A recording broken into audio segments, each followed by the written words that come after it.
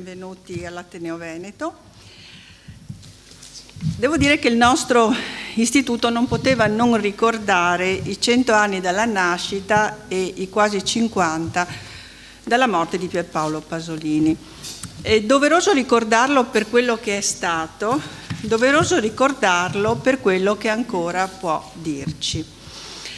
È stata una figura complessa di artista, poeta, regista, narratore, sempre animato da una vis polemica che poi trasformava in ricerca artistica.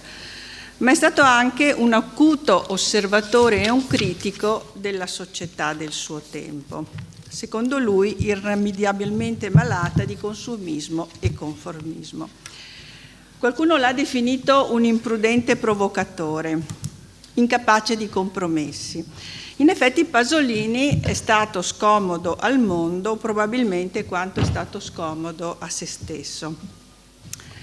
Mi piace ricordare quello che dice Saviano. Saviano dice che esistono due tipi di intellettuali, quelli che raccontano la vita restando come dietro a un paravento e quelli invece che ci si devono schiantare addosso. E solo quando ci si sono schiantati addosso e sono agonizzanti, allora riescono a raccontarla. E Pasolini era del secondo tipo. Lui diceva sì, scrivere, commentare, fare analisi, ma solo dall'alba al tramonto, perché sparito il sole iniziava il suo corpo a corpo con la vita. Ha detto: amo la vita ferocemente, così disperatamente che non me ne può venir bene. Purtroppo una profezia. Mi chiedo cosa può dirci oggi, cosa direbbe Pierpaolo Pasolini, e poi lo chiederò a Dacia Maraini se fosse tra noi. Io credo che sarebbe un antidoto alla mediocrità, un antidoto all'omologazione di massa, contro quei pseudo-intellettuali, perdonate, io credo in malafede, che probabilmente si vendono al miglior offerente, mentre Pasolini non è mai stato in vendita. Ma quello che ha scritto è terribilmente attuale. In Abiura, che è del 75, qualche mese prima della sua morte, scrive: l'Italia non sta vivendo altro che un processo di adattamento alla propria degradazione, da cui cerca di liberarsi solo nominalmente. Tout va bien. Tutti si sono adattati attraverso il non voler accorgersi di niente o attraverso la più inerte sdrammatizzazione. Sembra che descriva l'Italia di adesso. E sono passati 5 anni. Non intendo analizzare l'opera di Pasolini, non ne ho le competenze e non è neanche il mio compito. A parlarci di questo uomo artista sarà invece Dacia Maraini, che voglio ringraziare in primis come presidente dell'Ateneo Veneto, ma anche personalmente. Io sono cresciuta con i suoi libri e con il suo esempio di donna dalla parte delle donne, in un'epoca in cui non era semplice esserlo e in una modalità che ho sempre apprezzato, una modalità non urlata, non scomposta, ma fermissima e fattiva. Davvero una guida per noi ragazze dell'epoca. E l'amica Eliana Di Caro, che ringrazio per la sua presenza, le avrà detto di quanta gioia ho avuto quando ho saputo che aveva accettato il nostro invito. Io ho pensato che per lei non fosse facile scrivere un libro su Pasolini, sia per il protagonista, un uomo molto complesso, sia per l'amicizia, l'affetto che la legava a lui. Lei stessa ci confessa che nel libro ci confessa che pur sollecitata aveva sempre detto di no. Poi Pierpaolo le è apparso in sogno, lei avrebbe voluto parlargli, ma lui è svanito e lì ha capito che era il caso di parlargli con un libro. Infatti il libro è composto da tante lettere, nelle quali Pasolini, protagonista spesso di molti sogni, e poi ci dirà se questi sogni sono veri o sono un escamotage letterario, dicevo, emerge come uomo, come intellettuale, come amico. È un'atmosfera, quella del libro, confidenziale e affettuosa, ma Pasolini è descritto a tutto tondo, nel suo fine intelletto, ma anche nelle sue grandi fragilità, nei suoi momenti cupi, ma anche nei tanti momenti spensierati che avete vissuto insieme, nel suo rigore, ma anche nelle contraddizioni. È un uomo con il quale ci sono state divergenze, anche proprio sul femminismo, sull'aborto, su altre questioni che riguardavano il femminile. Io insomma penso che questo libro sia un atto d'amore, ma senza sconti. E allora si affastellano racconti di viaggi, soprattutto quelli in Africa, dove c'era questo terzetto, incredibile a pensare, Maraini, Moravia, Pasolini, cioè solo così a dirlo sconvolge, con una rigorosa divisione di compiti, ognuno sapeva fare il suo. E quindi Moravia narrava, Pasolini cercava i luoghi per i suoi film e Dacia Maraini, come dire, teneva la cronaca di tutta questa cosa. E ci sono episodi molto simpatici, molto divertenti anche, dalle quali poi si evince la natura dei personaggi. Si è bloccata a un certo punto la macchina, Moravia, razionale, come dire, attento, voleva accendere un fuoco per far vedere dove erano, e Pasolini guardava la luna, tanto per capire i due personaggi. È un libro che ha pagine dense, sofferte, quelle in cui si parla dell'omosessualità di Pierpaolo Pasolini, delle sue fughe notturne alla ricerca dei ragazzi e della sua grande sofferenza per questa sua situazione. E scrive Maraini: mi ha fatto molto effetto, questa era una croce a cui ti eri inchiodato da solo e quei chiodi sono lì a torturarti la carne mentre chiedi a un padre onnipotente un perdono che non verrà. E poi il suo impegno politico, declinato nell'antifascismo, che si scopre dal libro che lui ha capito di essere antifascista dopo aver letto Rimbaud, i simbolisti francesi e Ungaretti, cosa molto, molto singolare. Quel suo odio viscerale, profondo, irriducibile sono parole sue contro la borghesia. E le sue posizioni eretiche di intellettuali, ce ne fossero ancora. In un periodo di conformismo di sinistra va detto che uno che aveva il coraggio di simpatizzare, non parteggiare, perché parteggiava per gli studenti, ma di simpatizzare per i poliziotti perché erano figli di proletari, mentre i manifestanti erano figli di papà, era uno che aveva del coraggio. O quando dice io so chi sono i responsabili delle stragi di Milano, di Brescia, di Bologna. Non ho le prove, non ho gli indizi, ma lo so perché sono un intellettuale. È un intellettuale che capisce la società in cui vive, che ci ragiona e che ha il coraggio di indicare delle responsabilità.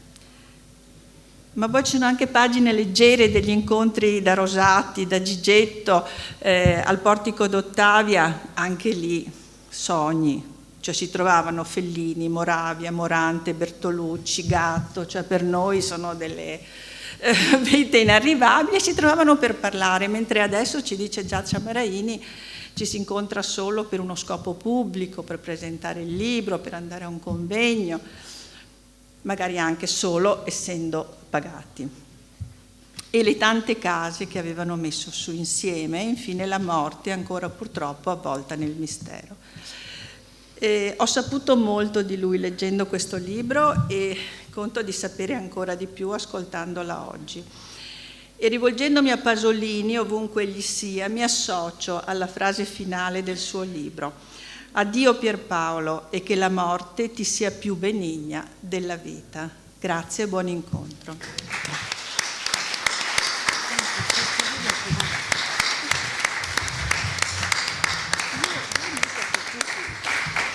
Sì, forse per prossimità. Avrete sì, un po' d'acqua, per favore. Eccola. Ah, non l'avevo vista. Sta arrivando. Scusi, non l'avevo vista. È liscia? Sì, sì. Ecco. Guarda. Grazie.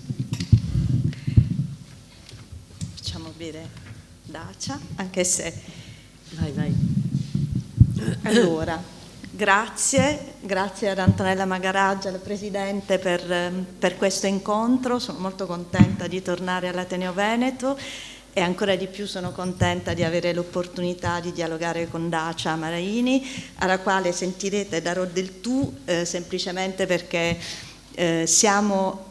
cioè io ho l'onore di essere nello stesso gruppo di donne, di scrittrici che lei ha fondato nel 1992, che è Controparola, e in questo gruppo appunto a proposito del tema femminile, dell'interesse, della militanza di Dacia rispetto appunto alle donne, ai diritti delle donne, ecco, questo gruppo è molto in campo e riscopriamo le figure storiche di donne dimenticate e insomma è un tema che ci unisce molto, quindi, ed è un punto di riferimento per tutte noi e per questo sono veramente contenta. Devo fare però il mio dovere di persona, di conduttrice, diciamo, che presenta un'autrice anche quando è così nota come nel caso di Dacia, quindi due parole proprio di presentazione, anche se non ne avrebbe bisogno.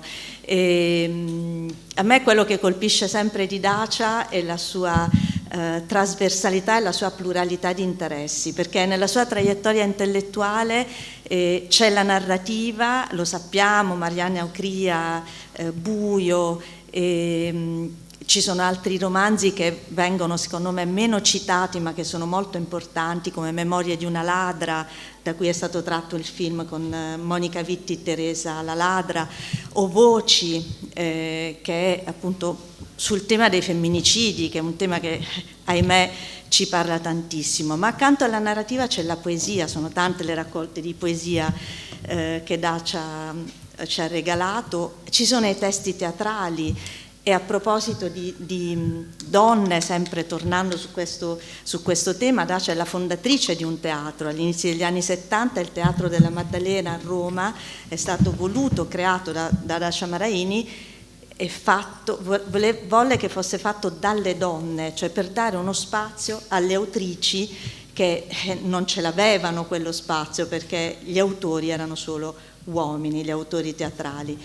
E poi ancora le inchieste giornalistiche. Le inchieste giornalistiche sono state importantissime, penso a quelle sulle carceri femminili o sulla prostituzione, da cui poi magari si sono sviluppati dei testi più compiuti. Comunque il filo rosso che attraversa un po' tutta la produzione di Dacia, a parte evidentemente la scrittura, è proprio il suo impegno civile, perché la voce di Dacia Maraini è una voce impegnata, è una voce coinvolta, è una voce chiara, ed è anche per questo che viene tanto sollecitata dai giornali, dalle TV, viene tanto intervistata, perché ha sempre delle posizioni coerenti rispetto ai diritti, rispetto all'uguaglianza, rispetto alla tolleranza, rispetto al rispetto, scusate il gioco di parole. Ecco, ci tenevo molto a fare questa introduzione e oggi le chiedevo a pranzo, ma Dacia, è difficile ricostruire tutti i premi che tu hai preso, no? Cioè,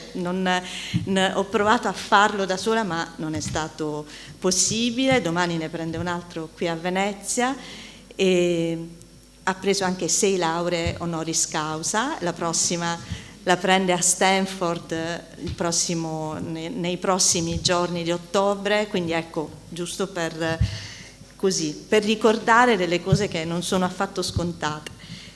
Ma noi siamo qua per Caro Pierpaolo. E caro Pierpaolo lo dice già il nome e lo dice la copertina di questo libro. Noi sappiamo che le copertine a volte sono solo degli elementi di attrazione per i lettori, a volte invece dicono moltissimo. E a me questa foto è piaciuta molto, è una foto del 68 scattata in Africa, e di solito le foto le faceva Dacia durante questi viaggi, invece qui sono lui e lei e secondo me la foto già porta nel libro, perché hanno un'aria pensosa, raccolta, intima direi, e lei guarda qualcosa su cui Pasolini era intento, insomma è già quell'atmosfera di comunione, di amicizia con la A maiuscola che li legava. E molto ha già anticipato la Presidente, però ecco, sicuramente, caro Pierpaolo, parla dell'uomo Pasolini più che di ogni altra cosa. Ci sono, compare ovviamente a tratti la sua opera, ci sono dei versi con i quali Dacia Maraini ha punteggiato il suo racconto, però l'uomo, l'anima di Pasolini, appunto le sue contraddizioni, le sue fragilità sono al centro di questo racconto, e da cui emergono comunque tantissimi temi di discussione, di confronto che animavano le loro giornate, le loro amicizie, il loro vissuto, perché hanno anche tanto vissuto assieme durante i viaggi, durante ad esempio la scrittura di un film, Il fiore dell'Emilia è una notte, di cui Dacia appunto scrisse la sceneggiatura proprio sollecitata da Pasolini a Sabaudia. E diciamo questo vissuto, da questo libro emerge, oltre che il vissuto evidentemente comune di loro due, quindi emerge anche molto di Dacia Maraini, della persona Dacia Maraini, del suo modus pensandi, ma secondo me il fattore di ricchezza è anche quello del racconto corale, perché come accennava appunto Antonella, si parla tanto di questa comunità di intellettuali di quella stagione. Si parla delle persone che avevano in comune, per esempio anche delle donne di Pasolini, c'è Maria Callas tanto, c'è Elsa Morante, naturalmente c'è la madre di Pasolini che è una figura cruciale per capire fino in fondo Pierpaolo Pasolini. E poi ci sono i temi, uno appunto è quello del femminismo. Per esempio Dacia racconta che quando morì Pierpaolo, lei era il 2 novembre del 75, lei era a un raduno di donne a Rimini, e quindi da tanti elementi scaturiscono poi racconti di questi temi, di questi argomenti, per cui è un libro ricchissimo, veramente io consiglio la lettura in maniera calda, perché su Pasolini sono usciti tanti libri nel corso di quest'anno, l'ultimo adesso addirittura in ottobre di Goffredo Fofi, ha scritto Belpoliti, ha scritto Recalcati, però ecco, secondo me questo di Dacia a Maraini ha questa proprio unicità del punto di vista e del racconto intimo. E poi un'ultima notazione, poi lascio la parola a lei, la scrittura. Noi siamo abituati alla scrittura sorvegliata di Dacia, però qui secondo me proprio raggiunge uno dei suoi vertici, perché ci sono delle descrizioni memorabili, anche su argomenti inaspettati, se si vuole. Per esempio quando racconti dell'abilità, della destrezza di Pasolini con il calcio, e quindi della sua capacità di far volteggiare il pallone, dettata anche dalla sua fisicità, oppure ovviamente le scene dei viaggi, insomma. E poi l'altra cosa che mi ha colpito è che questo vale un po' per tutta la tua opera, per i tuoi scritti, insomma tu hai sempre uno sguardo che comunica comunque una speranza, un ottimismo di fondo che induce, diciamo, a superare, a credere di poter superare tutte le difficoltà. Ecco, in questo libro su un aspetto sei stata invece anche tu un po' nera, diciamo, o comunque negativa, quando scrivi a un certo punto: l'Africa che conoscevamo noi, Pierpaolo, è morta, non esiste più. Ecco, parleremo di tante cose, anche di questo ti voglio chiedere meglio, però inizierei proprio da quei tempi, cioè da quegli anni. Tu scrivi che non ti ricordi come l'hai conosciuto Pierpaolo, è una domanda che ti fanno sempre e quindi io non te la faccio così, però ecco, il racconto di quelle persone, di quella stagione e di come poi si è sviluppato questo tuo rapporto, credo che interessi a tutti. Grazie.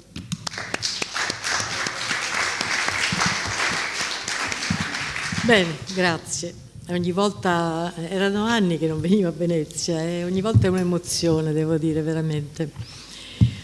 Dunque, non so da dove cominciare, comunque direi che forse la cosa più importante di Pierpaolo era che lui inseguiva un sogno, e il sogno era una popolazione candida, ingenua, innocente. Questo era il suo sogno. lui comincia a idealizzare questo sogno, questa idea di una popolazione, di un popolo, diciamo così, di un popolo quasi fuori dalla storia, di un popolo ancora che non conosce gli orrori, quello che lui diceva, gli orrori della borghesia, e comincia con Casarsa. E lui dice che il mondo contadino friulano aveva queste caratteristiche, di essere un mondo puro, che aveva un rapporto sacrale col cielo e con la terra, e per questo lui l'amava. Però a un certo punto si rende conto che questo mondo contadino viene corrotto dai valori della borghesia, che era per lui il pessimo, ciò che di peggio si potesse immaginare, che poi erano, lui identificava in un atteggiamento ipocrita, in una formalità fasulla, in un animo rapinatore, e quindi detestava, e lui lo dice tante volte, che per lui la borghesia era l'orrore puro, che poi si identificava anche col consumo, con l'industrializzazione, con un certo tipo di progresso che veniva idealizzato ma che lui detestava.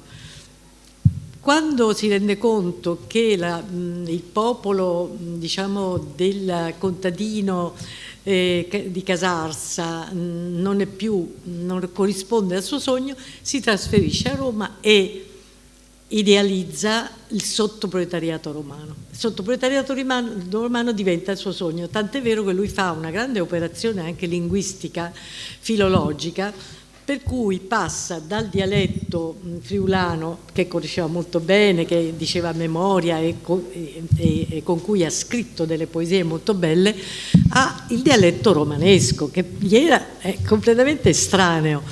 Però lui fa questa immersione, sempre inseguendo questo sogno, e infatti scrive 2 romanzi importanti che sono Ragazzi di vita e Vita violenta, con dei personaggi che parlano unicamente romanesco. Poi a un certo punto, dopo diversi anni, si rende conto, almeno lui, insomma, questo dice, che anche il sottoproletariato romano si era corrotto, cioè aveva assorbito si era preso i valori della borghesia. A questo punto cosa fa? Ecco, si slancia a cercare, sempre inseguendo questo sogno, verso l'Africa, perché dice allora forse l'Africa, che è povera, che è ancora fuori dall'industrializzazione, può darsi che lì trovo quell'ideale, no? Che lui inseguiva sempre. D'altronde ognuno di noi insegue qualche sogno, poi secondo me è anche molto un segno di grande idealismo quello di seguire un sogno.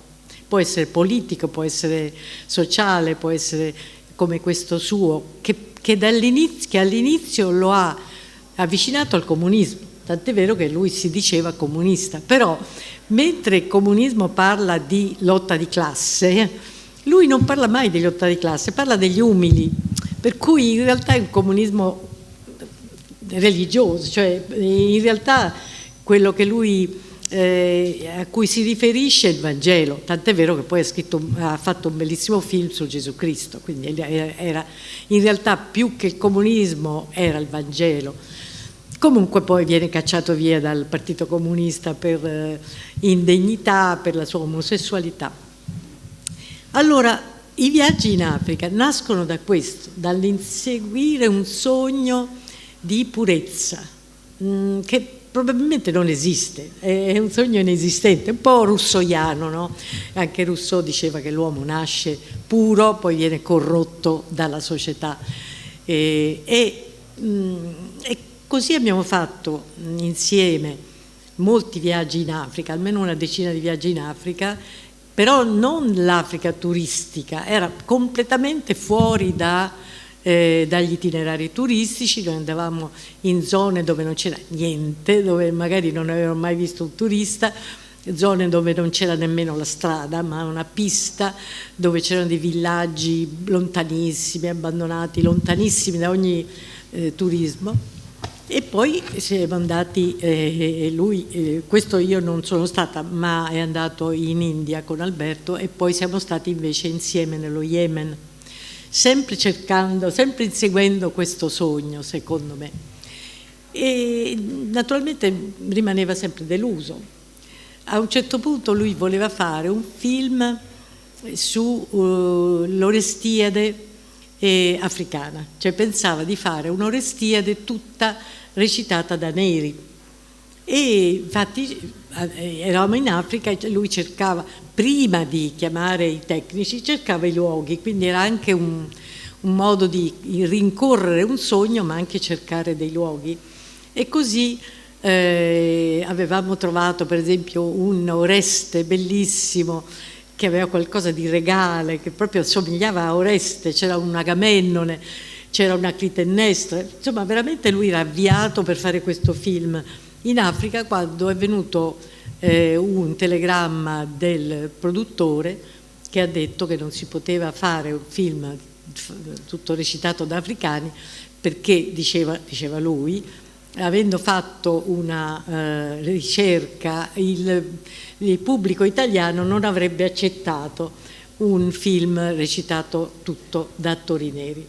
E allora lui ha dovuto rinunciare, è dispiaciuto molto, però poi ha finito per mettere su un documentario che si chiama Appunti per un'Orestiade africana, capisci? Ecco, quindi io vedrei questa sua vita così piena di contraddizioni, di ansie, però veramente questa idea di incorrere un sogno è stato molto importante. Poi naturalmente tu hai toccato molti temi, ma per esempio c'è il tema, come hai detto tu, della madre, che è un altro punto fondamentale della sua vita. Lui racconta che fino a 4 anni era in un rapporto di grande felicità col padre, lo dice lui, non lo dico io. Il padre era un militare, però giocavano insieme, c'era una tenerezza, un affetto, qualcosa di molto forte. Poi il padre è partito per l'Africa, però questa è l'Africa del Nord, naturalmente tutta un'altra Africa, e lì poi, finita la guerra, l'esercito italiano ha perduto e lui è stato messo in un campo di concentramento dagli alleati. Quando ritorna in Italia, questo sempre lo racconta Pierpaolo, quest'uomo era cambiato completamente, era diventato un nemico di se stesso e degli altri e aveva cominciato a bere e ha cominciato a maltrattare sia la moglie che i figli. A quel punto Pierpaolo ha odiato il padre, l'ha rifiutato totalmente, mentre prima lo amava molto, l'ha rifiutato e si è buttato dalla parte della madre, cioè la madre è diventata proprio una sua protezione. Poi bisogna conoscere la madre, qui c'è Capellini che poi conosce molto bene, che ha conosciuto Pierpaolo, grande fotografo, amico carissimo.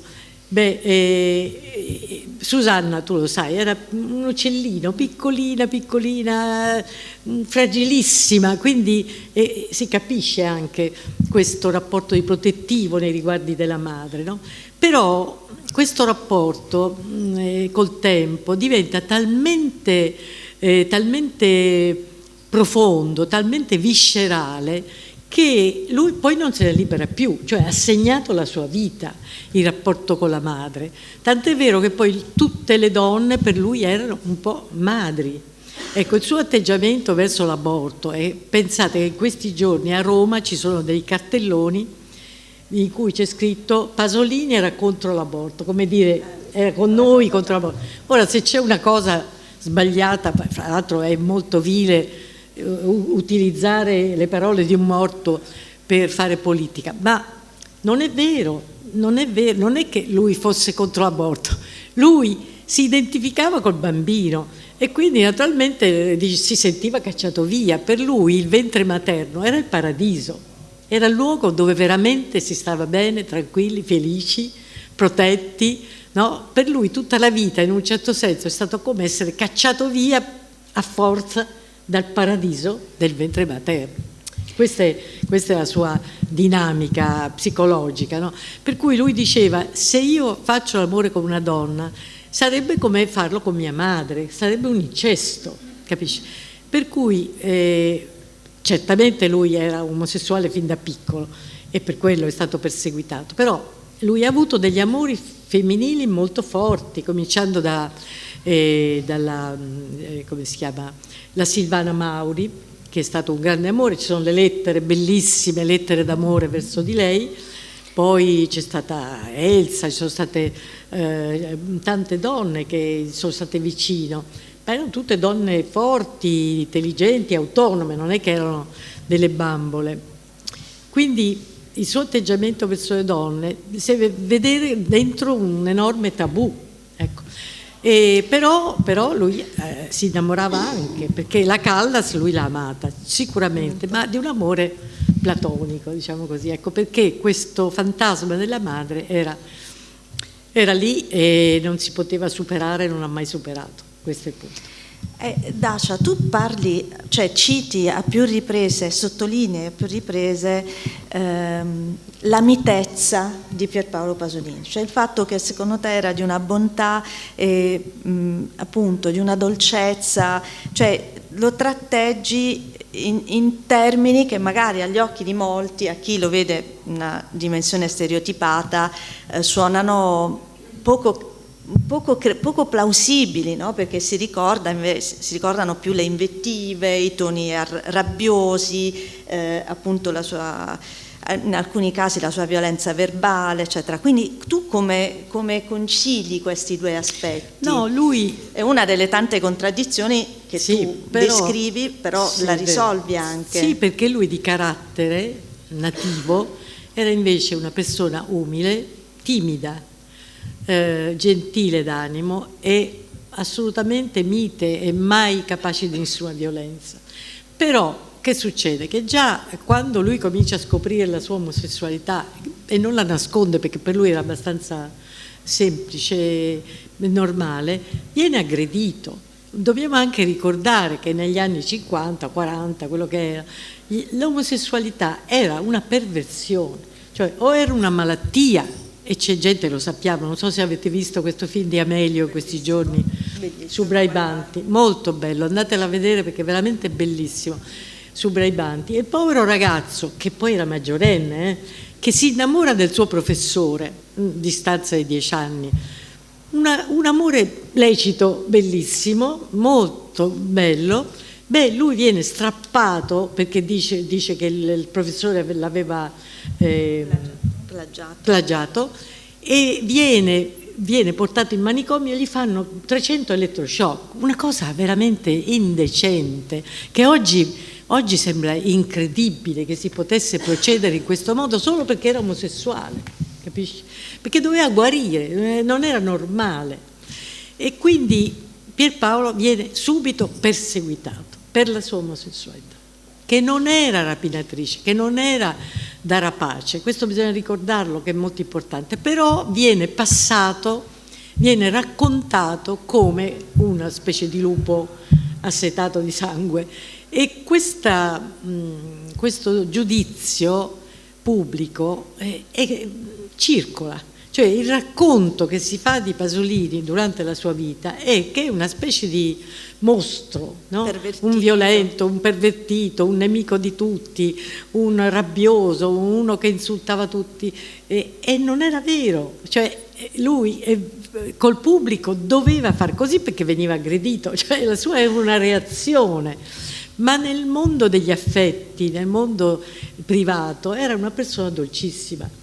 Per questo io anche questo libro l'ho voluto scrivere proprio per raccontare come era veramente Pasolini, non quello che veniva raccontato.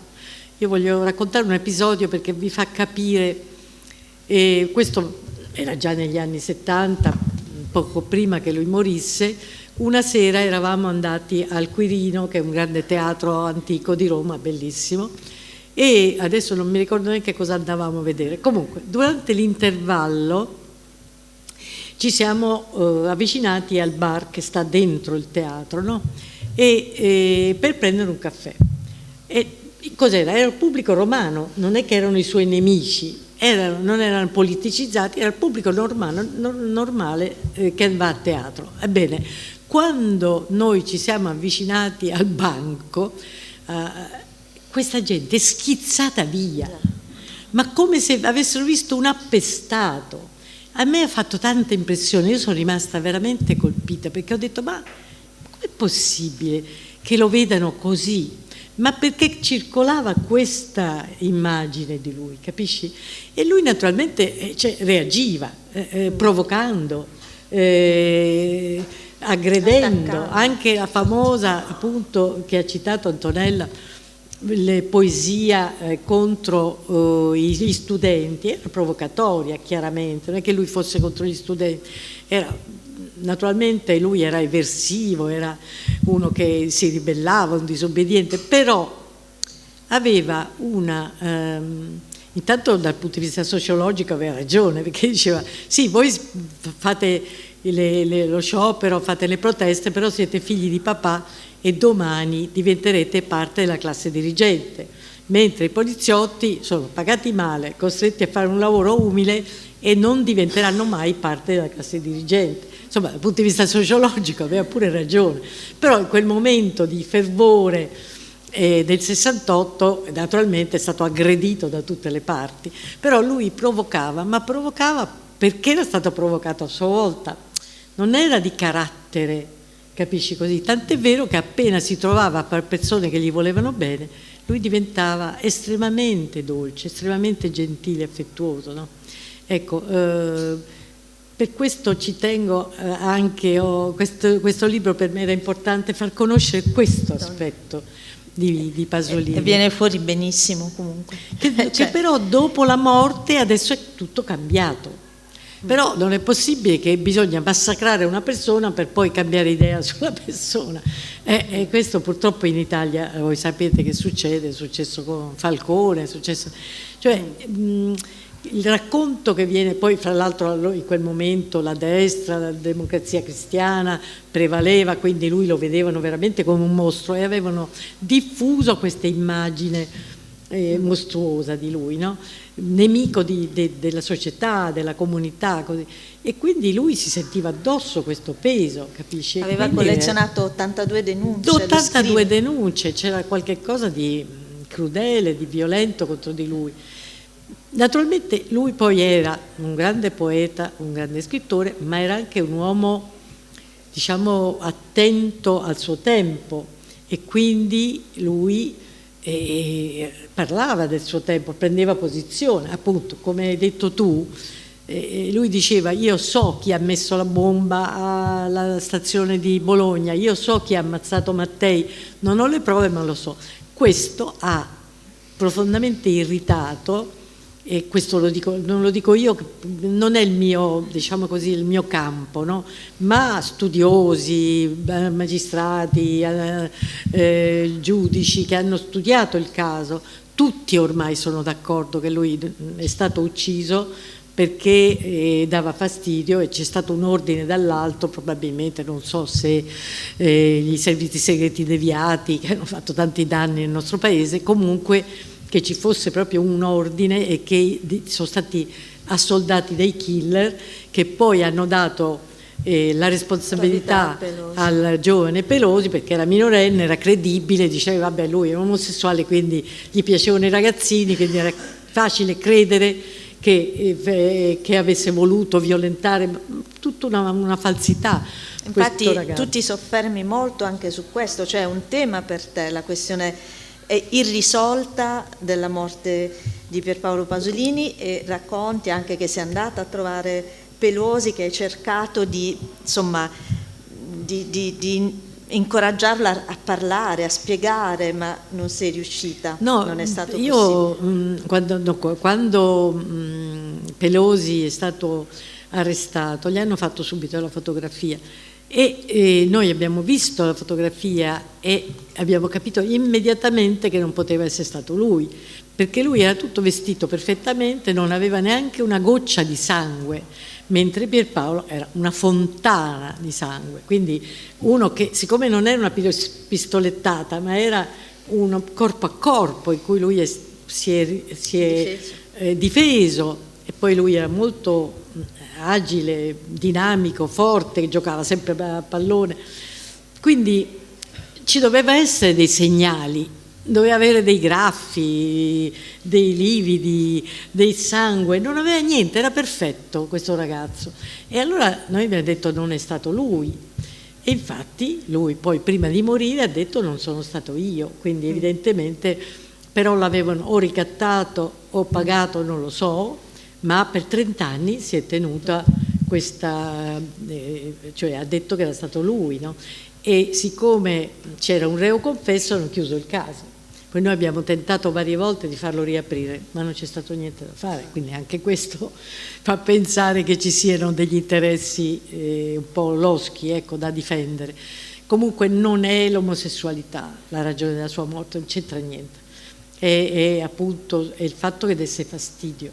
Però, ecco, non so se Antonella volesse dire che lui avesse previsto la sua morte, che volesse... No, lui, ecco, ci tengo a dire questo anche perché sono stati scritti anche dei libri in cui dicevano che lui si è preparato alla sua morte. Non è quello che volete dire, vabbè. Perché io non sono assolutamente d'accordo. Lui era uno che sfidava la morte, ma secondo me sfidare la morte è un segno di vita, non di morte. Cioè è come uno che fa in Tibet e fa gli 8000 metri, è chiaro che può morire, cioè si sa che oppure se fai una gara, che ne so, con la motocicletta, puoi morire, ma non è che vai per morire, tu sfidi la morte, che è un'altra cosa. Lui sfidava la morte, questo sì, ma non sfidava la morte perché voleva morire, lui sfidava la morte, anzi, per uno slancio di vita. Questo è importante, secondo me, dire, ricordare. Lui continuamente sfidava la morte, ma lo faceva anzi con un principio di vita, come dire io sono più forte. Poi naturalmente è appunto lì, però evidentemente gli hanno fatto una trappola, non era più quella morte che lui sfidava andando di notte in giro da solo, era veramente un delitto, un assassinio premeditato, secondo me questo è chiarissimo. Lui, fra l'altro, ci tengo anche questo a dire, perché era considerato una specie di violentatore seriale. Non è così, fra l'altro chi legge bene sa che lui era dolcissimo, che lui tentava di sedurre col gioco i ragazzi, ma non ha mai violentato nessuno. Era estremamente una persona che cercava di giocare, perché lui in un certo senso, secondo questa è la mia interpretazione, cercava di ritrovare se stesso ragazzo in mezzo ai ragazzi. Questa è una ricerca di se stesso, ma non ha mai usato violenza, mai. Questo con noi, per esempio, raccontava le sue avventure notturne, ma appunto cercava di coinvolgere in un gioco erotico, ma non era un violentatore, non era un predatore per niente. E secondo me anche questa è un'altra cosa da contraddire, da precisare, perché appunto lo era visto come appunto uno che chissà cosa faceva, brutalizzava, violentava, aggrediva, capisci? Questo non è vero, assolutamente non vero. Però in fondo, senza volere, è diventato un uomo doppio perché doveva difendersi e quindi aveva tirato fuori le unghie che non erano nate con lui, ma ha dovuto crescerle per affrontare le tante aggressioni. Guarda, veramente lui è stato aggredito in anche dai violenta. Giornali, cioè era aggredito a 360 gradi. Non ne parliamo, giornali, politici. Pensa che fra l'altro metà di queste denunce venivano da organizzazioni ecclesiastiche in cui dicevano che lui veniva denunciato per offesa alla religione di Stato. Ma la nostra non c'è, da noi non c'è una religione di Stato. Ma pensa un po', veniva preso sul serio. Ma quale religione di Stato? Quella è una repubblica, la nostra. Non c'è una religione di Stato. Ma pensa, ma c'è scritto. Poi naturalmente poi veniva sempre assolto, però lui poveretto doveva prendere un avvocato, 2 avvocati, 3 avvocati, per affrontare queste, oppure per oscenità. Sì. Dacia, accennavo al fatto che voi avete passato 15 giorni, tu scrivi, chiusi in casa dalla mattina alla sera a lavorare a questo film, in questa casa di Sabaudia che avevate preso in affitto. Io mi sono chiesta com'era lavorare con Pierpaolo Pasolini, così a stretto contatto, che cosa vi davate reciprocamente, che carattere mostrava anche in quel lato, in quell'ambito della sua vita. Era un uomo dolcissimo, come ho detto. Io non gli ho mai sentito dire una parola antipatica o offensiva, mai. Era di una gentilezza d'animo rara. Certo era uno stacanovista sul lavoro, questo sì. Ci alzavamo alle 6 e aveva fretta, perché il film lo doveva concludere entro un certo tempo. E quindi in 15 giorni abbiamo fatto una sceneggiatura che di solito ce ne vogliono almeno 3 mesi. E quindi lavoravamo dalla mattina alle 7 fino alla mezzanotte, anche di più. Mi ricordo che una notte alle 3 è venuta a bussare alla mia porta: guarda, mi è venuta un'idea, dobbiamo discutere. Dico, ma Pierpaolo, dobbiamo alzarci alle 6 domani mattina.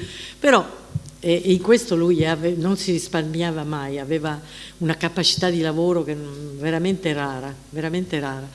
Però insomma, ma non era duro, ti coinvolgeva anche perché ti affascinava con le idee che gli venivano in mente in continuazione, era pieno, un vulcano di idee, di immagini, di cose. E per me è stata una bella esperienza quella di fare una sceneggiatura con lui. Poi abbiamo anche lavorato a dei doppiaggi, perché lui non voleva usare gli attori, no? Perché voleva che fossero voci molto spontanee della vita, insomma, con i loro accenti così.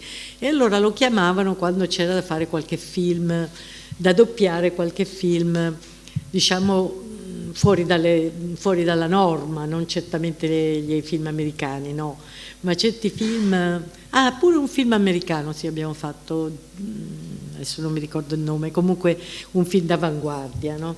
E lui appunto mi metteva sotto e lavoravamo insieme, però spesso stavo sempre io lì come si chiama, alla moviola, che è un lavoro faticosissimo, sì, perché bisogna adattare le parole alla bocca dell'attore, allora si avanti e indietro, però è un lavoro interessantissimo perché entri in un film come mai faresti, perché vai avanti e pezzetto per pezzetto e alla fine questo film ti entra dentro, diventa parte della tua vita.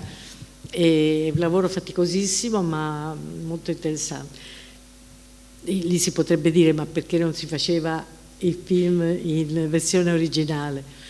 Perché ricordiamoci che il cinema era molto popolare nel dopoguerra e negli anni 60. Il cinema, infatti a Roma c'erano dei cinema dove c'erano 1000 posti, adesso sono diventati cinema con 10 salette da 100 posti che fanno film diversi, ma allora il cinema era popolare e siccome molte persone non sapevano leggere o almeno leggere velocemente, i film con i sottotitoli non andavano bene, per quello in Italia è nato il doppiaggio, cioè è diventata un'industria così importante. Poi una volta formata l'industria non si poteva più fermare, per cui ancora oggi si doppiano dei film che potevano benissimo non essere doppiati, no?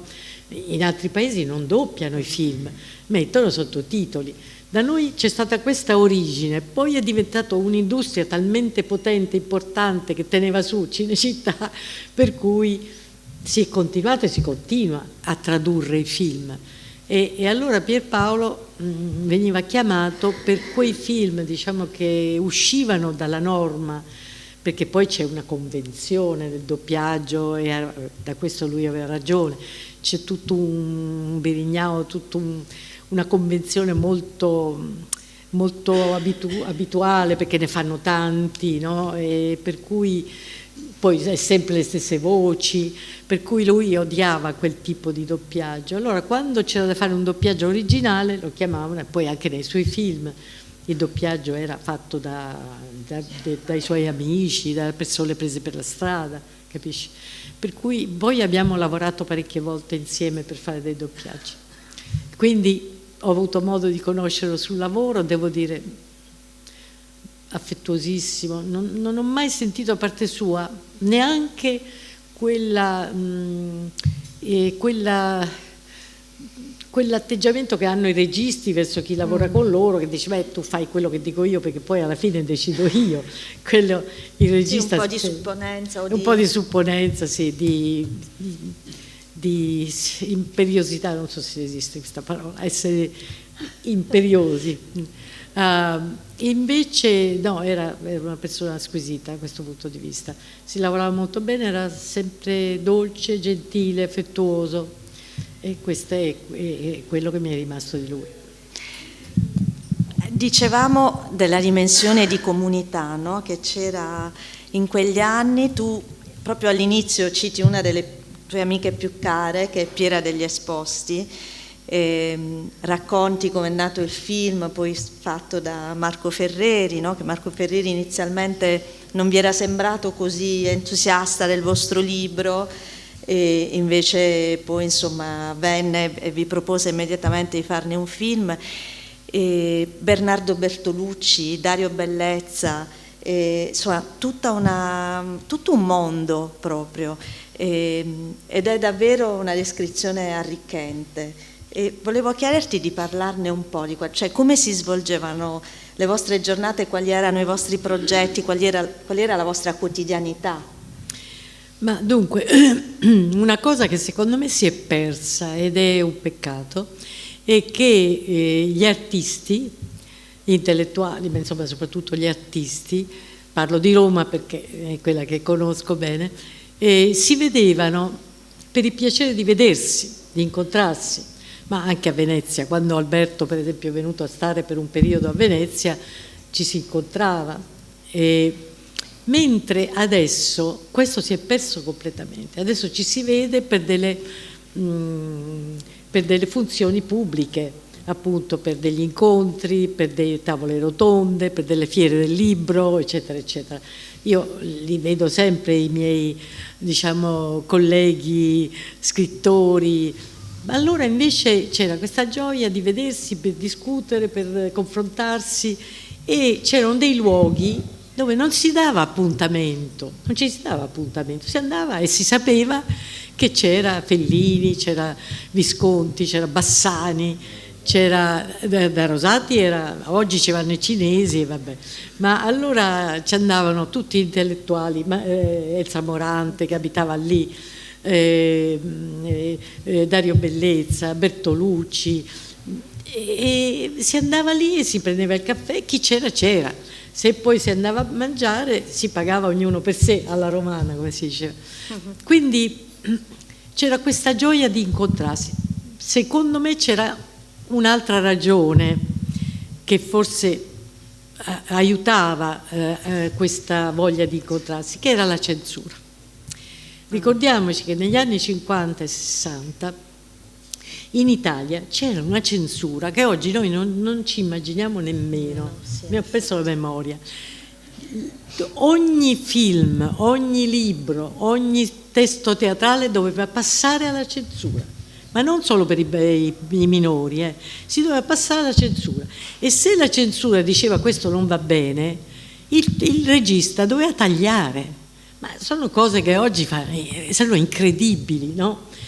Oggi non esiste, al massimo c'è una censura per i minorenni, vabbè. Ma allora, tutto, maggiorenni o minorenni, tu il libro lo dovevi passare alla censura. Erano resti del fascismo, perché chiaramente non aveva nessun senso.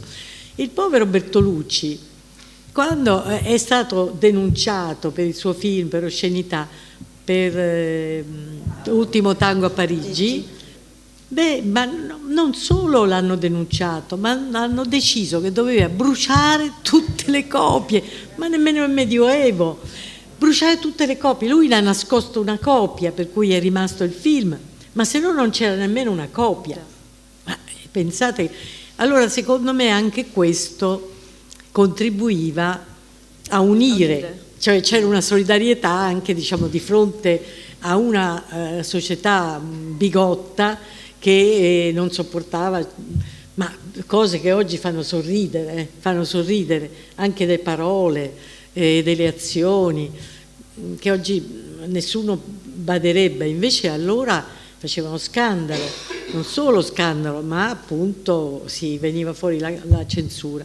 E quindi anche questa solidarietà nasceva da un sentirsi uniti, no? Nei riguardi della censura, che poi sbagliava tutto, perché naturalmente se la prendeva con le opere d'arte e non se la prendeva invece con le cose, diciamo, popolari, orrende, che venivano fuori dalla prima televisione, oppure dei prodotti molto volgari che uscivano. Quelli non gli andava benissimo, ma erano osceni, perché magari strizzavano l'occhio, facevano finta, basati su doppi sensi, capisci? Quello no, a loro gli andava bene.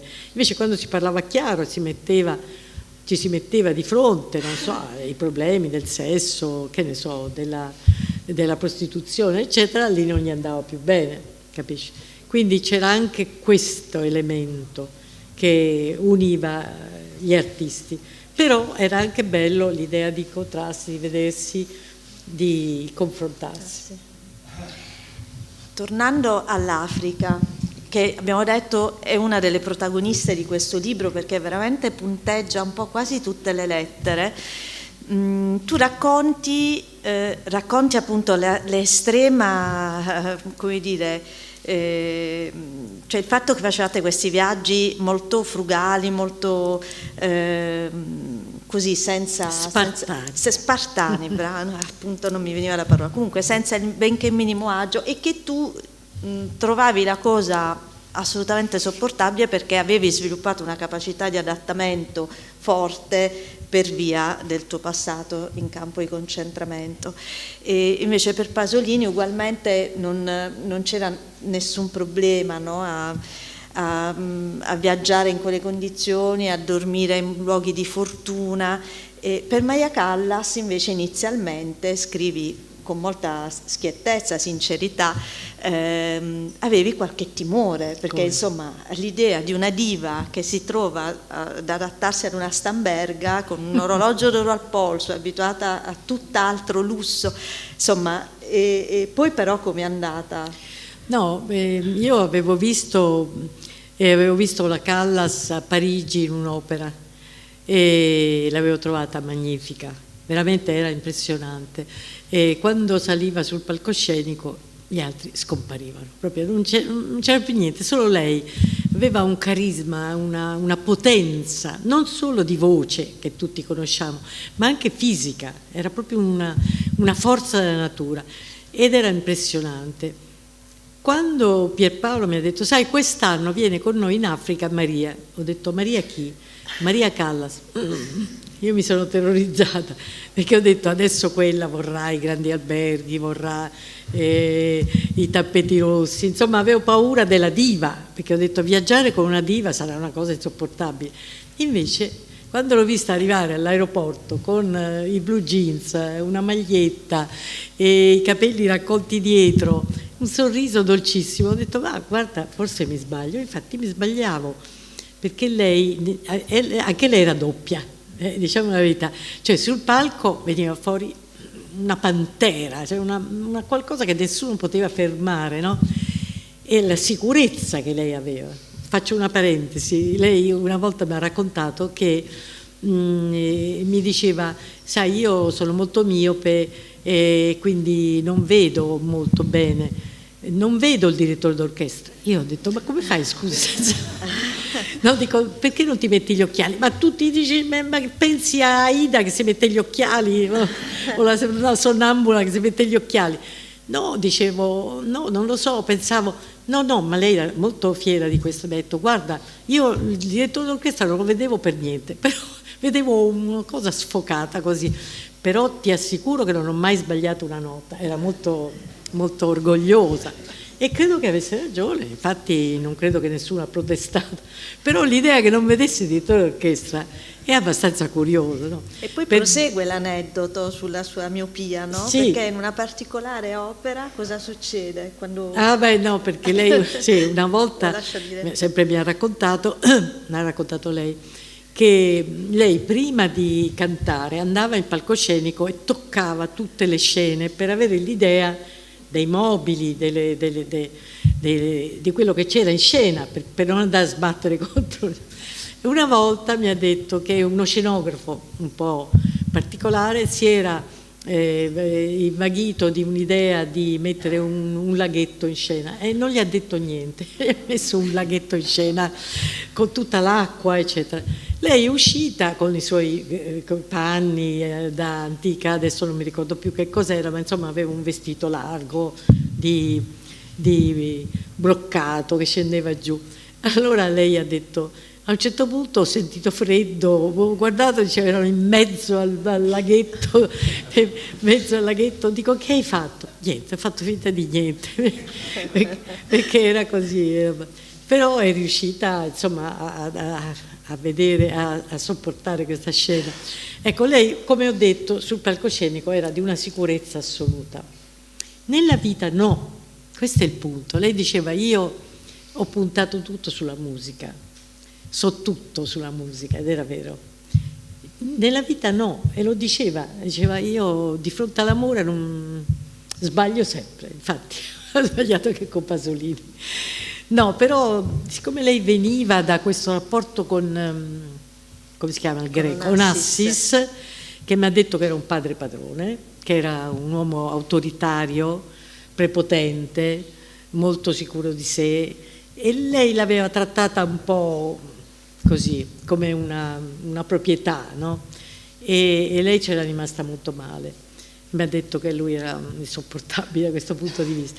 Trovare Pierpaolo, che era un uomo così aggraziato, così gentile, così affettuoso, lei era incantata e poi era innamorata. E devo dire che anche lui era innamorato, perché ho assistito proprio alla tenerezza, si tenevano per mano, si abbracciavano, però naturalmente si fermavano di fronte all'eros, all'accoppiamento, perché, come ho detto, lui aveva questo fantasma materno, no? Per cui non poteva. Però ecco, io credo che io ho imparato in quell'occasione che anche un omosessuale può amare una donna, magari non arrivando al sesso, ma amandola.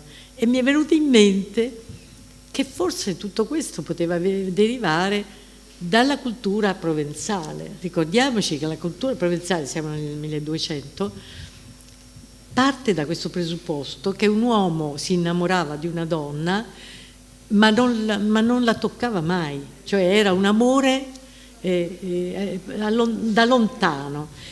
E poi ricordiamoci Dante prende moltissimo dalla cultura provenzale, lui è molto impregnato di quella cultura, infatti per le donne quella cultura era importantissima perché le rendeva degne di rispetto, cosa che prima erano considerate quasi degli animali di famiglia, insomma delle proprietà per fare figli.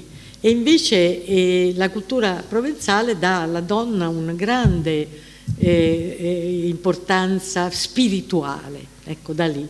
E ricordiamoci che Dante era sposato, no? E aveva dei figli. E Beatrice era sposata, aveva dei figli. Noi la vediamo sempre nelle immagini come una vergine pura, un angelo caduto dal cielo. Non è vero, lei era sposata con dei figli. Per cui lui nella Divina Commedia condanna l'adulterio, no? Vi ricordate Paolo e Francesca, anche se ci mette dentro tanta di quella sensualità che fa tenerezza. Però poi nella vita lui pratica un adulterio, diciamo così, spirituale, però l'amore, e cioè è rimasto l'amore di Dante e Beatrice, no? Però è un amore sublimato. Ecco, io penso che l'amore di un omosessuale per una donna probabilmente è un amore sublimato, possiamo chiamarlo un amore provenzale, però esiste, perché anche per esempio Luchino Visconti era innamorato di Elsa Morante, si dovevano sposare. Alberto mi diceva che Elsa era talmente innamorata che parlava con l'accento milanese pur essendo romano. No, era un amore vero, era un amore vero. Poi a un certo punto le cose si sono cambiate, si sono sciolte, però è andata avanti per anni. Per cui io credo che questo tipo di amore esiste e può essere molto importante. E Pierpaolo ha amato Elsa, Maria Callas, veramente profondamente, tant'è vero che appunto ha avuto voglia di fare un film con lei, ha fatto la Medea, poi hanno viaggiato insieme, sono andati insieme in America, adesso non mi ricordo, hanno fatto 2 o 3 viaggi importanti insieme.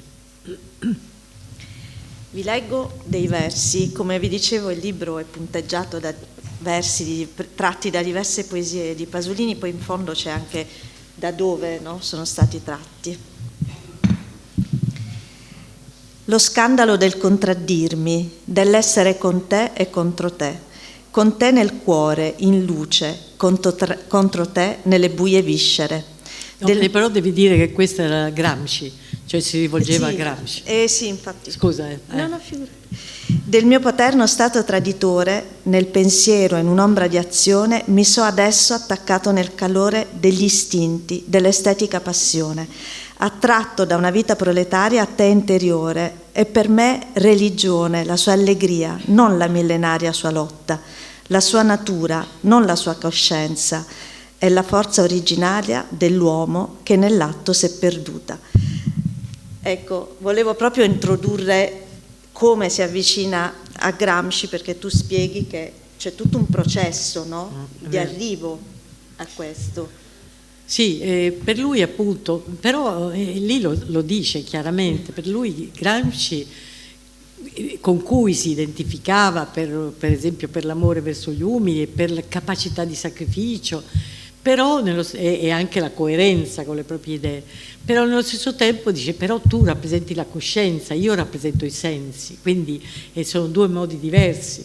E vorrei ricordare che l'amicizia con Alberto era un po' la stessa cosa che con Gramsci, cioè Alberto era un uomo razionale, un cartesiano, e Alberto credeva che la ragione fosse uno strumento per capire la realtà.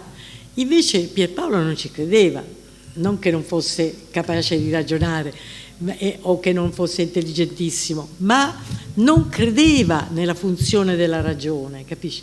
Eppure questi 2 uomini così diversi, erano molto amici, e quando l'amicizia si basa sulla stima e sull'affetto, secondo me si può anche affrontare queste differenze, no?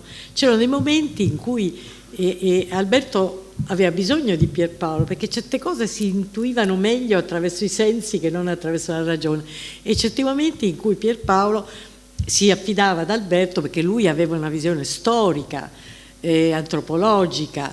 Sì, quando andavamo in un paese Alberto leggeva i libri sulla religione del posto, si informava sulla storia, sull'architettura, e Pierpaolo no, rifiutava tutto questo e diceva io attraverso l'odore capisco un paese, che insomma è un modo completamente diverso, però ogni tanto si affidava anche alla visione più complessa e più razionale di Alberto, no?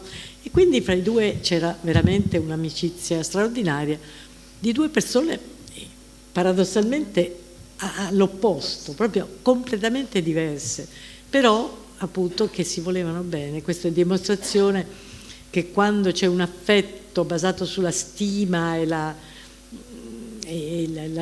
proprio il piacere di stare insieme, la comprensione dell'altro, ci possono anche essere delle differenze. In quanto a quello che dicevi prima sul femminismo, è la stessa cosa. Non è che lui fosse contro l'autonomia delle donne, lo dimostra il fatto che le donne che lui conosceva erano tutte autonome, intelligenti, assolutamente padrone di se stesse, però quello che lui gli dava fastidio e che lui rifiutava era tutte le organizzazioni di protesta, perché lui diceva le organizzazioni di protesta finiscono per creare una specie di cupola di potere. Questa era la sua idea, quello ce l'aveva con gli studenti col 68. Infatti quando sono andati quelli del Fuori, il Fuori era un'organizzazione omosessuale che allora era importantissima, che difendeva i diritti degli omosessuali, quando sono andati da lui per chiedere l'adesione, lui ha detto di no, ma non perché fosse contro l'omosessualità o perché lui nascondesse la sua omosessualità che era pubblica, Quindi bisogna capire, perché sennò appunto non si capisce. E allora dice, allora era reazionario. No, lui aveva uno spirito anarchico. Quindi per lui ogni forma di aggregazione, di protesta finiva in un potere. Quindi per lui anche era contro il femminismo. E io poi gli spiegavo, guarda che non è così, perché il femminismo è fatto di una platea di tante donne che poi si incontrano, però per lui vedeva già nel femminismo un potere, no? Così come lo vedevano gli omosessuali. Quindi non era un fatto contro le donne o contro... Era proprio l'idea anarchica che ogni organizzazione, qualsiasi sia il suo scopo, alla fine può diventare una forma di potere, e lui su questo non gli andava bene. Perché era anarchico, in realtà come spirito lui era un anarchico, diciamo, molto legato alle parole di Cristo, ma profondamente contrario a ogni forma di potere. Infatti lui poi era molto diviso ed era mal visto dalla Chiesa, perché da una parte era molto vicino alle parole di Cristo, come ho detto, ha fatto un film su Cristo, sulle parole del Vangelo, dall'altra era contro la Chiesa, attaccava spesso la Chiesa nel suo potere, nella sua istituzione, no? E quindi naturalmente era visto come un nemico anche dalla Chiesa, per quello poi gli facevano le denunce. Quindi era coerente in questo, lui ha sempre visto qualsiasi organizzazione di protesta, di ribellione, di disobbedienza come un pericoloso punto di potere. Qualche volta aveva ragione, qualche volta secondo me no, e su quello discutevamo. Proprio a proposito del Vangelo secondo Matteo, mi fa piacere ricordare che Pierpaolo Pasolini era stato in Israele, lui andava appunto sempre alla ricerca delle migliori location dove poi girare, no? E quindi la cosa più naturale era andare nei luoghi, no, della Terra Santa per fare un film su Gesù, su Cristo, e ne tornò deluso perché aveva trovato un luogo troppo alterato dall'uomo, poco primigenio, e quindi invece scelse i Sassi di Matera, che invece erano assolutamente ancora molto autentici, no? E quindi tutto il Vangelo secondo Matteo è girato lì praticamente. Vero. Sì, certo. Ci stiamo avviando alla conclusione, questo tempo è volato e qui riprendo un po' quello che dicevi tu, Antonella, perché anch'io mi sono detta deve essere stato doloroso scrivere questo libro, perché è proprio un fluire di ricordi, una paziente ricostruzione, no, di tutte le situazioni e insomma le personalità che abbiamo ascoltato anche stasera. Mi sono chiesta, no, quanto è pesata la sua assenza in te ricordando e scrivendo questo libro, e quanto ti è pesato poi alla fine scriverlo, se invece è stato un momento di gioia. No, non mi è pesato, perché mentre lo scrivevo mi sono venute in mente delle memorie che avevo dimenticato, ma tutto è cominciato con un sogno, è vero, verissimo, un sogno, poi altri sogni poi sono stati, li ho messi dentro perché erano un modo di avvicinarmi a lui, ma questo sogno è stato verissimo. Dopo la sua morte io a Sabaudi scrivevo, e sopra lui aveva la stanza da letto, per cui io sentivo i suoi passi, sapevo quando era in casa, no? A Roma, dove però lui non era mai stato, una notte dormivo e sognavo, ho sentito i suoi passi, allora sono uscita, sono andata in terrazza e l'ho visto, allora ho detto: ah, Pierpaolo, che gioia vederti, che fai? E lui mi ha detto: sai, sono tornato in vita perché devo fare un film, voglio fare un film, ho delle idee bellissime. Allora gli ho detto: raccontami, ero molto contenta, e io credevo che lui fosse vivo, no? Però sentivo alle mie spalle delle voci, allora mi sono voltata e ho visto i suoi tecnici, che poi erano quasi sempre gli stessi, no? Che dicevano: ma Dacia, digli che è morto, lui non può fare un film se è morto, ricordagli che è morto e basta, noi non possiamo metterci a fare il film con un morto. io capivo che loro forse avevano anche ragione, però per me era vero che lui stava lì, ero molto imbarazzata. E allora, però non osavo dirgli, ma guarda tu sei morto, perché non mi sembrava affettuoso dirgli.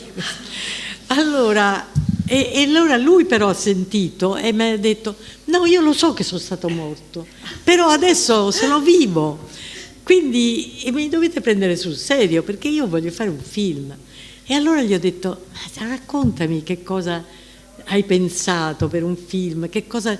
E lui stava cominciando a raccontare, quando è sparito tutto. E quello è stato tremendo. Però guarda, questo sogno che ho fatto sul serio veramente, mi è talmente rimasto impresso, mi ha talmente che probabilmente da lì che quando mi hanno chiesto di scrivere il libro io ho detto di no, perché ho detto se ne fanno troppi di libri su Pierpaolo, eccetera. Però quando Roberto Cotroneo, che poi è quello della Neri Pozza, che ha insistito tanto, mi ha detto, ma tu però hai avuto un rapporto che altri non hanno avuto, perché non provi? E io gli ho raccontato il sogno, lui mi ha detto parti da là, ecco, e lì è cominciata la cosa. Allora, scrivendo mi sono venute in mente tante altre cose, altri sogni che ho fatto, meno decisivi di questo, ma e poi tante cose che abbiamo vissuto in Africa, tanti episodi, non so, qualcuno ve lo posso raccontare perché ci sono anche delle cose un po' comiche. Allora, una volta che siamo rimasti impantanati con la Land Rover, sempre in queste piste, in posti dove non c'era niente, non c'era nessuno, e noi pensavamo di passare la notte in questa... però c'era il pericolo dei banditi, perché c'erano dei briganti che andavano in giro. Allora, e la Callas diceva, ma ci mangeranno i leoni? No, dico, leoni non ce n'è, non c'è più l'Africa, non c'è neanche un leone. Ci saranno i banditi, diceva quello. A un certo punto vediamo passare una macchina, una Mercedes meravigliosa da deserto, che ci supera e passa via. E noi facciamo dei segni, però quello poi vediamo a un certo punto che questo Mercedes torna indietro. Allora si apre la porta e scende un monsignore, piccolino nero. Allora lui dice, vi avevo preso per dei delinquenti, ho visto che siete stranieri, poi dice, ma siete italiani? Dice, ma io ho abitato in Italia tanti anni, sono stato al Vaticano. Ah bene, noi siamo contenti. Dice, se volete venire c'è la mia missione qui a qualche chilometro, vi ospito nella mia missione. Allora, molto felici, siamo montati sulla sua Land Rover, però di quelle da deserto, e siamo andati alla missione. Lui ci ha presentato agli altri frati e non sapeva chi era Callas, chi era Moravia, chi era Pasolini, non sapeva niente, eppure parlava l'italiano. E però sapeva tutto sui giocatori della Roma. Ti assicuro, è una cosa comica. Allora noi abbiamo incaricato a Pierpaolo, che lui sapeva. Noi non sapevamo niente, naturalmente. Lui invece sapeva tutto perché lui era un appassionato di calcio e quindi per fortuna la serata è passata che loro... ma ti ricordi e quello e quell'altro, i nomi, io non me ne intendo, ma lui sapeva tutto, il portiere, quell'altro, centrattacco, eccetera. E quindi la serata è passata così.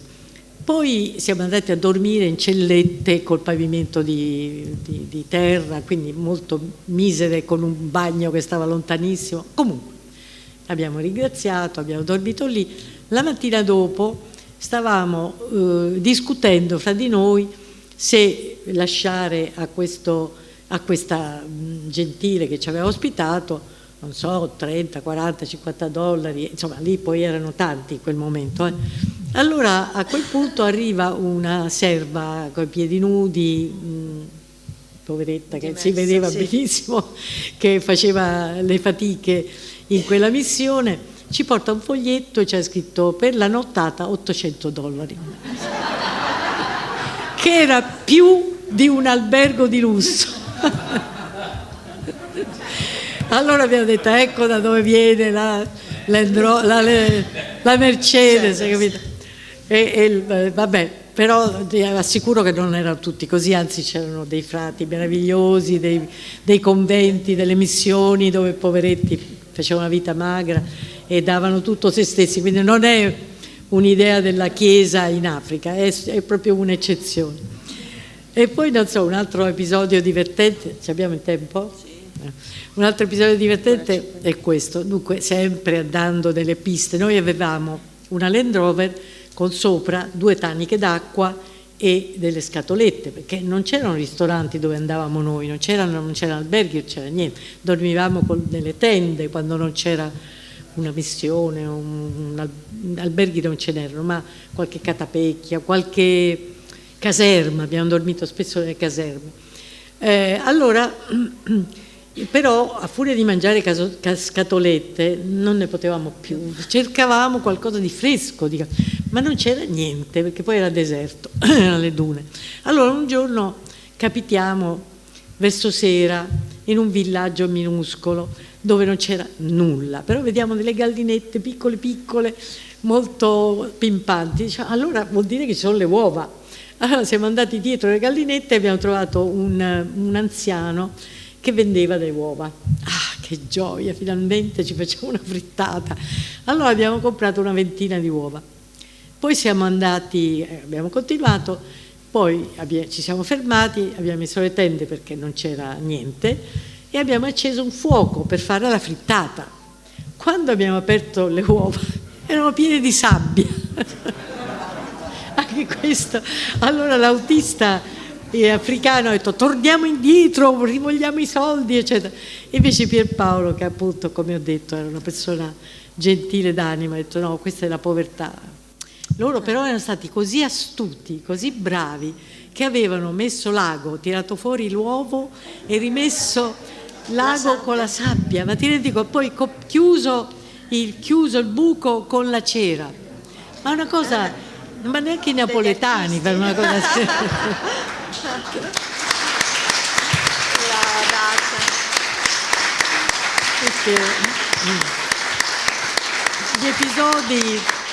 Gli episodi sono tanti, ma devo dire che delle volte succedevano delle cose veramente incredibili. Un altro episodio, posso raccontare?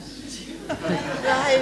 No, perché sono episodi anche comici. No, questo comico non tanto non è, ma insomma è abbastanza curioso.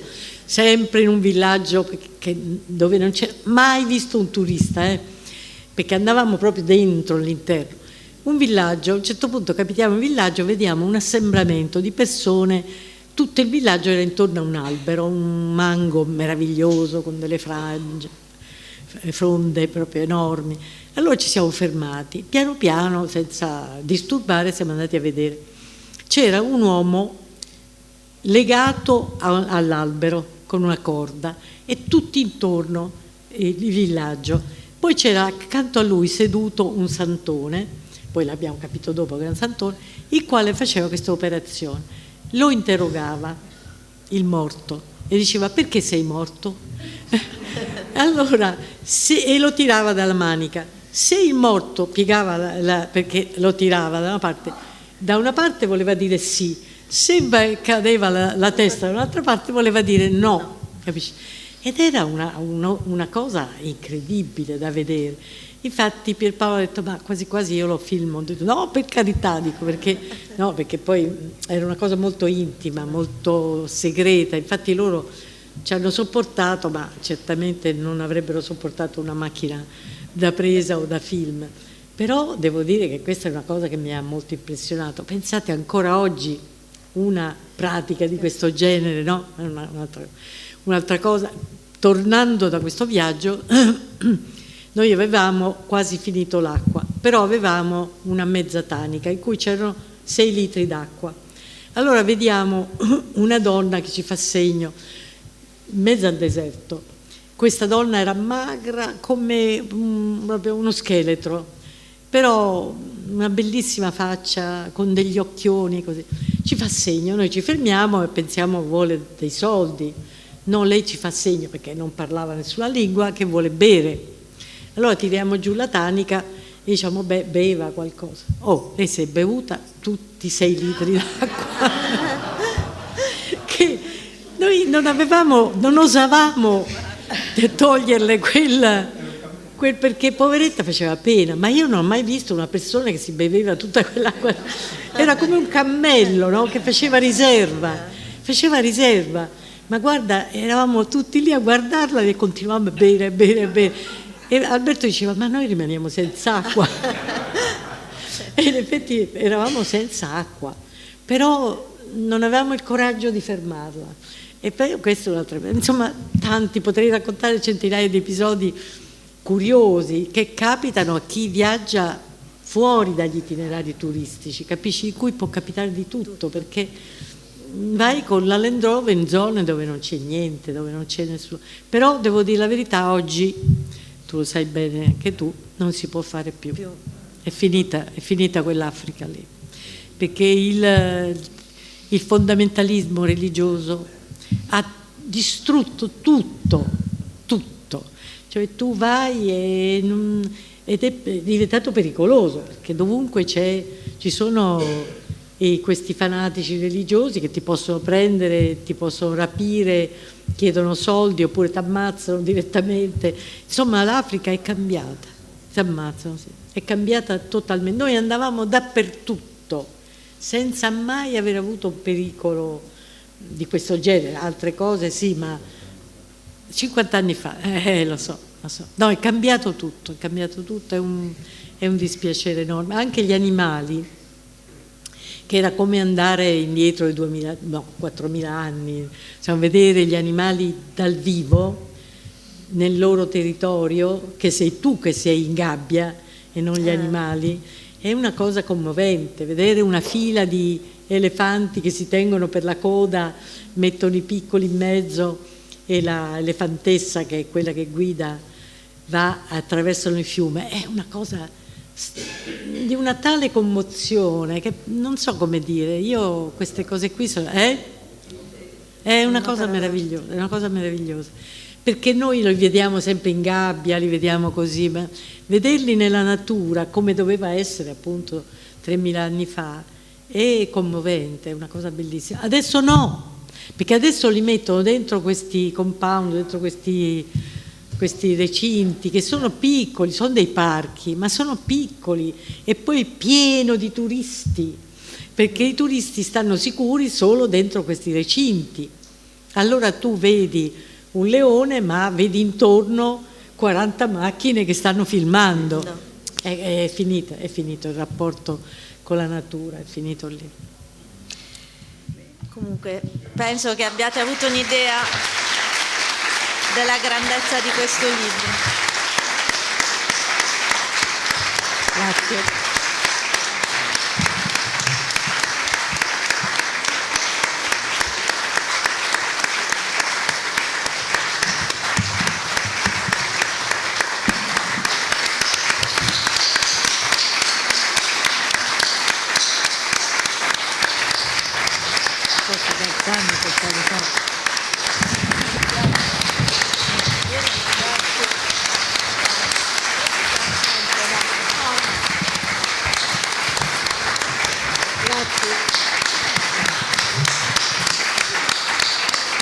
Grazie dell'attenzione.